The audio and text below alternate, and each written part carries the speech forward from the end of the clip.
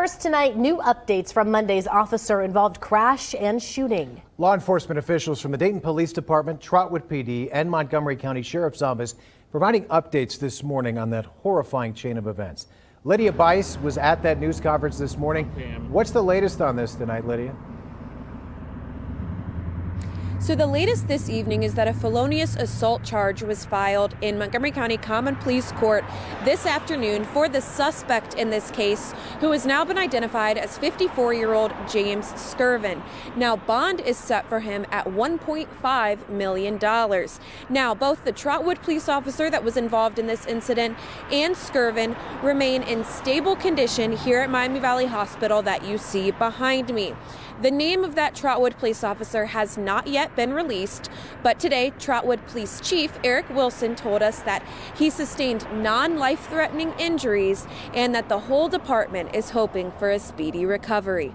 It all started at Voyager Village Mobile Home Park on Monday when a white pickup truck attempted to run over a woman. Do you know what her relation is to this now? She says it's her father. Officials now confirming the man driving that pickup truck was 54-year-old James Skirvin of Florida. Trotwood police officers arrived to the scene to assist Skirvin's daughter, and then, while on scene, Trotwood PD officers observed the suspect in a white Ford truck circle back through the area, pointing a long gun at them. That is when a high-speed chase began, eventually leading to a horrifying crash on US 35 and Liscombe Drive. Oh, hold out! Dude.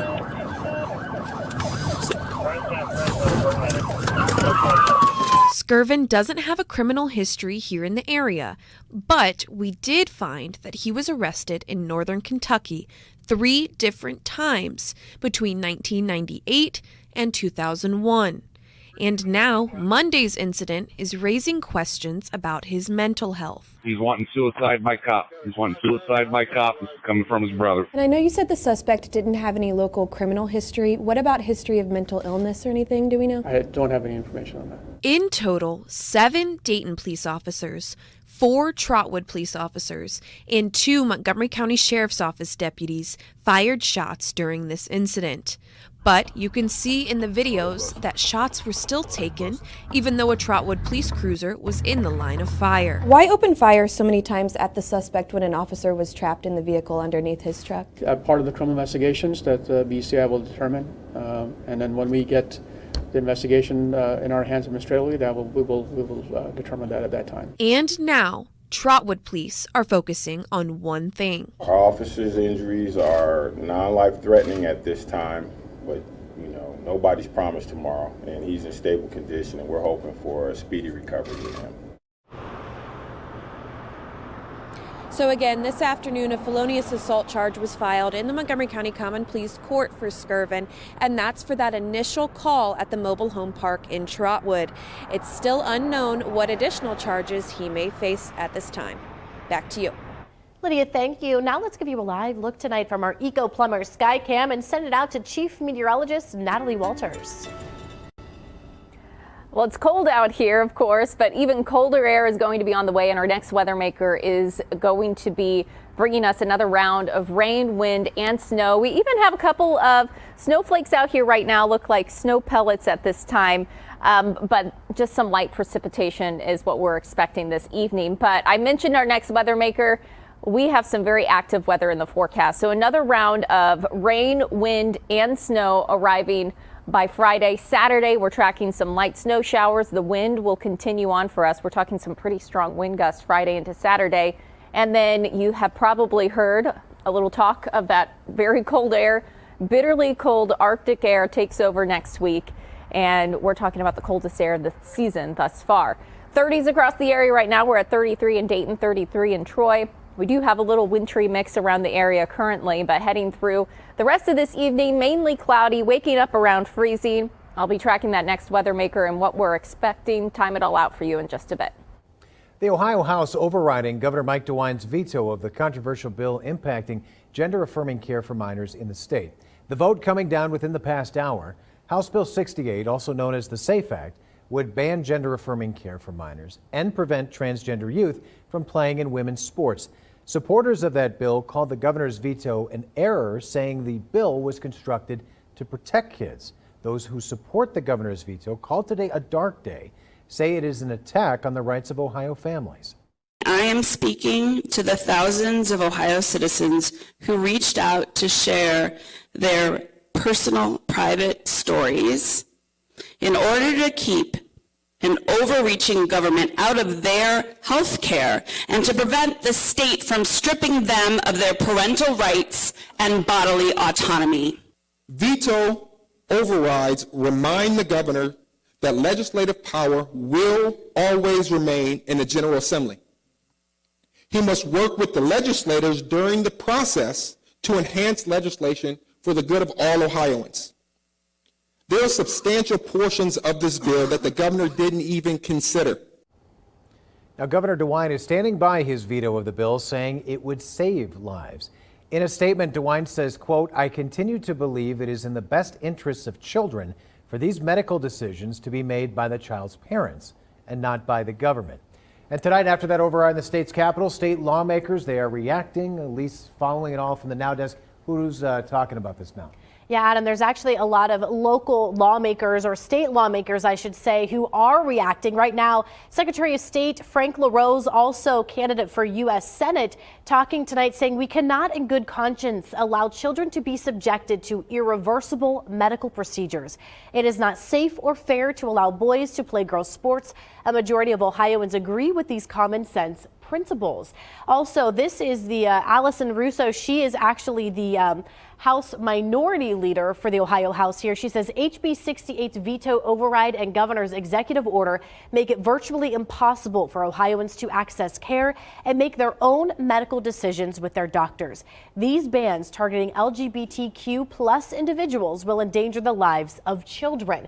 Moving on to the ACLU of Ohio, they're saying and also talking that this state-sponsored vendetta against some of Ohio's most vulnerable young people is beyond cruel. Moving on to Ohio Representative Phil Plummer, saying and calling this really a big win today for Ohio. Veto override of HB 68. The override got more votes than it did when we passed it.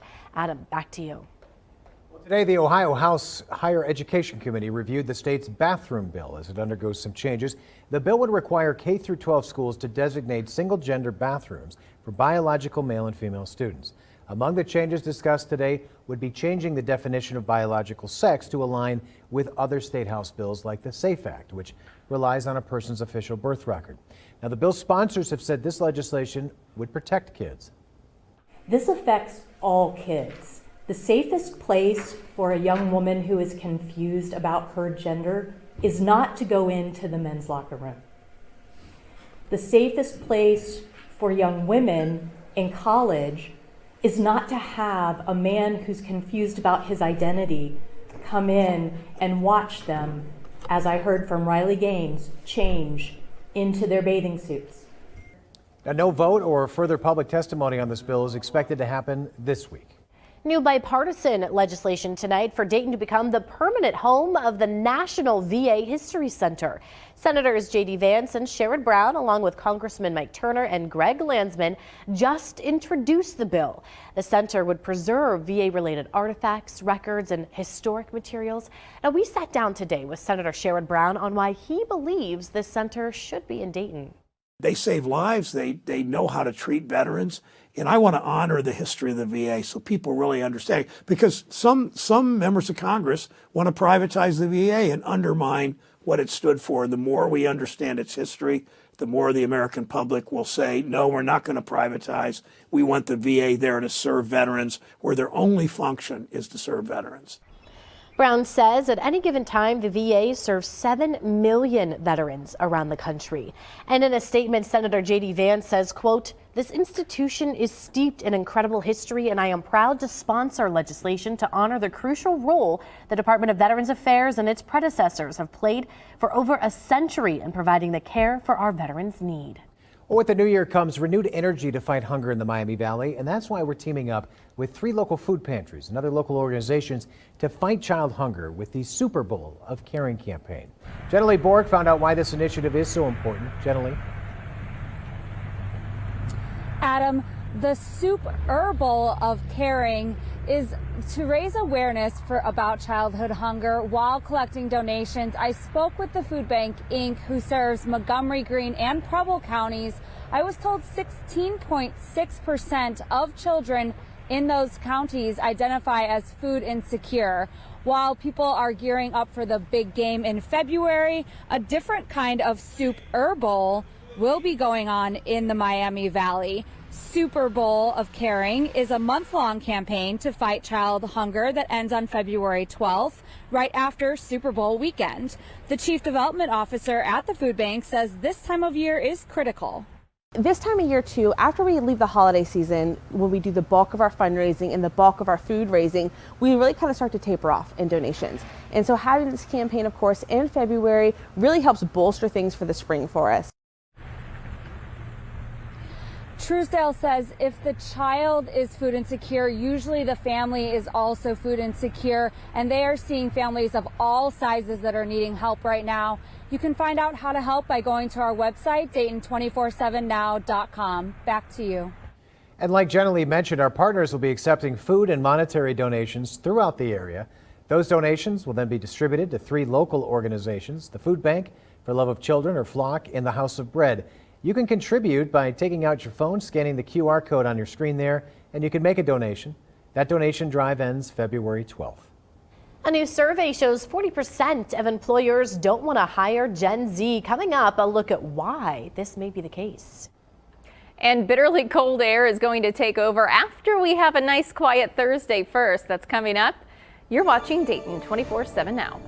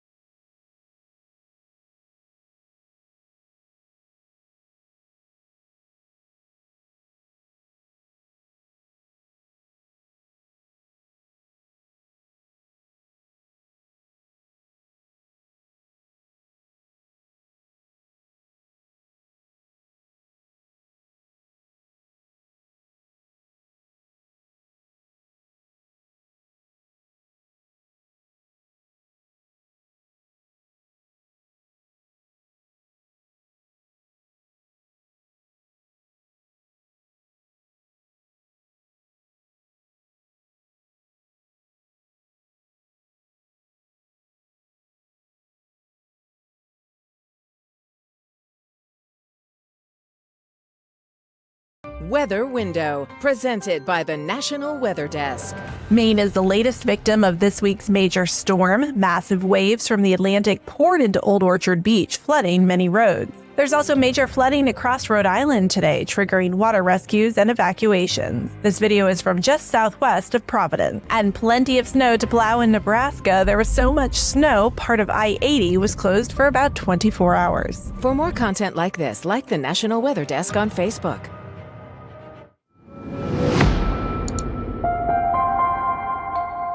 Recent survey found nearly 40% of employers avoid hiring recent Gen Z college graduates in favor of older employees.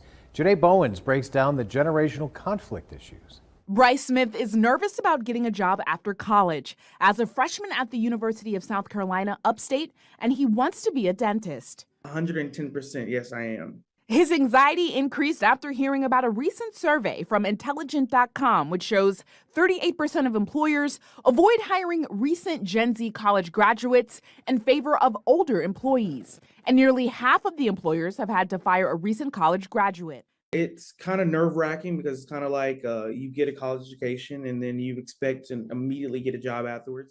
And 58% of hiring professionals say recent college graduates are unprepared for the workforce. Now, Bryce knows the stereotypes associated with his generation and disagrees, but experts say some of the behavior of the younger generation is problematic in the workplace. When employers look at their options to hire, they're going to go for people who are ready to come in on day one and get started, who know how to make eye contact, who know how to work effectively, cross-functionally, cross-generationally.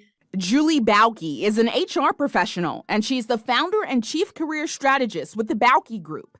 She says the COVID-19 pandemic is partly to blame for the younger generation's career readiness issues.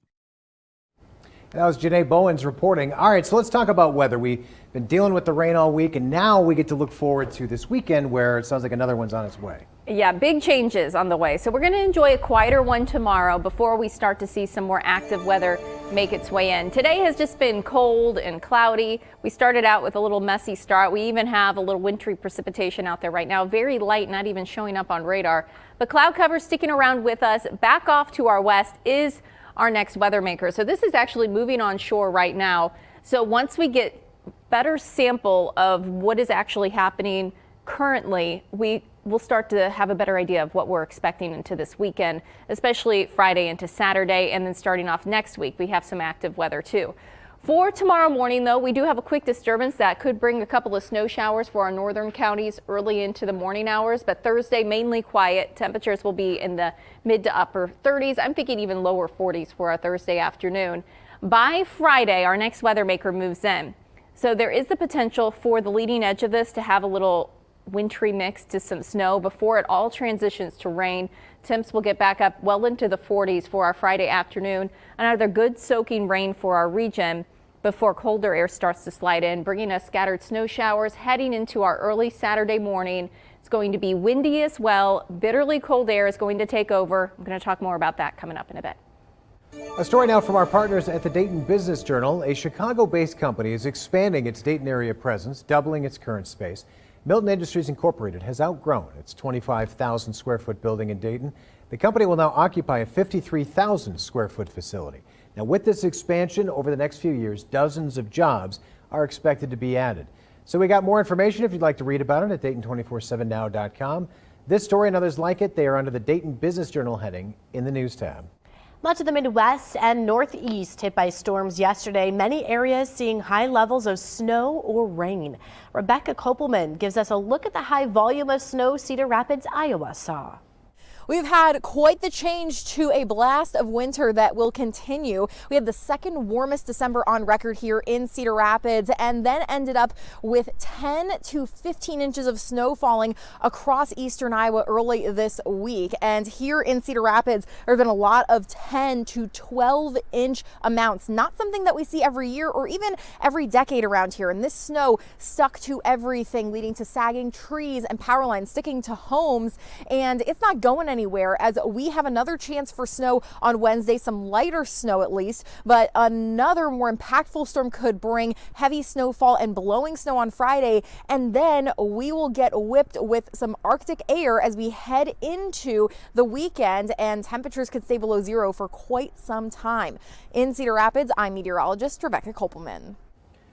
All right, well, here is a live look over downtown Troy tonight from the traffic circle there. You can see the American flag blowing in the wind. It is still a little bit windy today, Natalie, and it sounds like we're looking forward to another active weekend, huh? Yeah, very strong wind gusts. In fact, Friday into Saturday, we could be looking at some gusts greater than 45 miles per hour. So taking a look at future wind gusts here, heading into the overnight hours, we will start to see those winds kick up early tomorrow. Potentially could see some gusts up to about 30 miles per hour. Not terribly windy, but a little breezy, which will make it feel colder tomorrow. Calming down by Thursday evening. Friday, as our next weather maker moves in, those winds really kick up. So this is a look at Friday at 8 p.m. Potentially could see some wind gusts greater than 45 miles per hour. Very likely we'll have at least a wind advisory issued for our area for our Friday into our Saturday timeframe, where those winds continue on. Models indicating potentially some 50-mile-per-hour wind gusts. So we're going to monitor this very closely for the end of this week, as again, 50-mile-per-hour wind gusts, very strong. Could be dealing with some isolated power outages even. So that's something we'll monitor. And then that cold air takes over. So Saturday, we're going to start to see those temperatures fall. Taking a look at how this air mass takes over the U.S. next week, could be looking at wind chills well below zero by the start of next week. If singing at a Dragons game is your dream, coming up after the break, we'll show you the chance to make it a reality. You're watching Dayton 24/7 now.